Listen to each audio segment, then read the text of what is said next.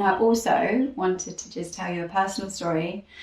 With my third baby, I was a week away from having Jessie, and I went in for a scan just to make sure that my placenta wasn't in the way of the birthing canal, which is the one scan I do every time religiously, because obviously it would be very dangerous for the baby and myself if baby couldn't come out because of the placenta. So there I was, purely there for that reason. And I told the consultant that's all I was there for, and that my pregnancy had been going really well, and I was really happy. And it was my third baby, so I was quite an experienced birther, quite accomplished, good track record of natural birth. And he really didn't like it.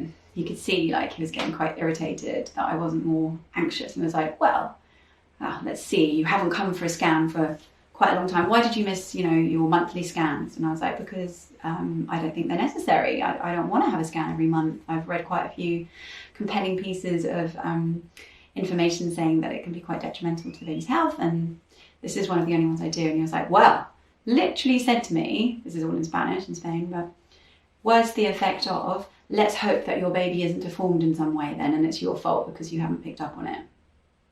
So I was just like, right, I do not like you at all already.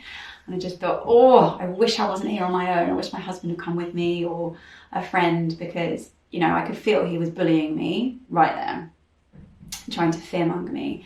And I answered quite strongly, thank God. No, I'm sure my baby's fine. I feel it moving regularly, feels really healthy. I've had other babies with no problems. My baby will be fine, thank you very much. I kind of bounced it back to him. And then he kept checking. He was making a real point about taking his time looking and umming and ahhing. And I thought, no, I'm not falling for it. I'm not going to get into this.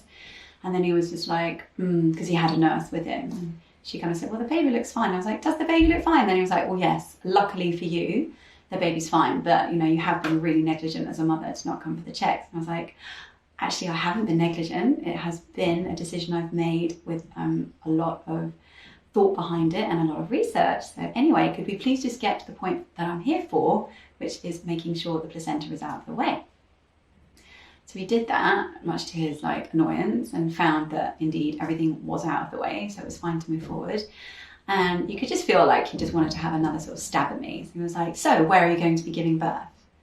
And I said, I'm actually having a home birth. And he just sort of scoffed and was like, you'll never be able to handle the pain at home. And I was like, well, actually, I will. I've had 2 babies without any drugs, without any interventions already. So I know my body can do it. Thank you very much.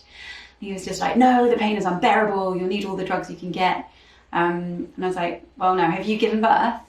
I really challenged him, but I wouldn't have done that if I'd been a first-time mother, And it was still quite challenging for me because Spanish isn't my first language. And at that stage, I really wasn't very good at speaking it. I could understand most of it, but the actual vocalization of it was still tricky for me. I was like a 3-year-old girl, which really made me feel quite at a disadvantage.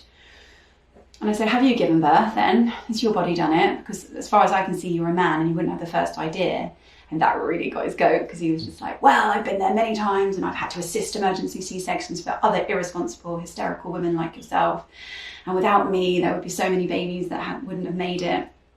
And I was just like, well, sorry, you just said you haven't given birth, so I don't think you get to decide if my body can do it or not. I don't know the circumstances of the other women that were in your care, but I'm sure they weren't just giving birth naturally in a calm space if they were under your supervision.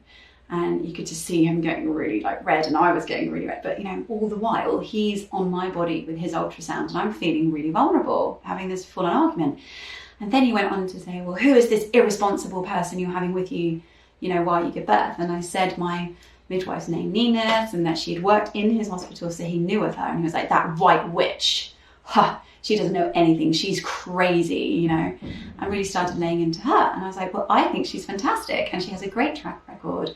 So if you don't mind, I'm going to be going now, because all I came for was to find out if my birth canal was free and easy for the baby to come down. I've got that information. I really don't need to listen to this shit anymore. And I threw his thing off, pulled my top down and left. And I was fuming, number one, because of just the outrageous nature of this man to bully me and try and manipulate me and coerce me into coming into hospital, and that I probably wouldn't be able to do it without help. And then also because, you know, I'd gone in there alone, just thinking I was safe and that environment was fine. I should have gone with some support, because you just never know who you're going to encounter when you don't have someone consistently taking care of you that you've paid for. And the other point was that even though I was very experienced in having babies and holding my own, I couldn't express myself well in a language that wasn't my own.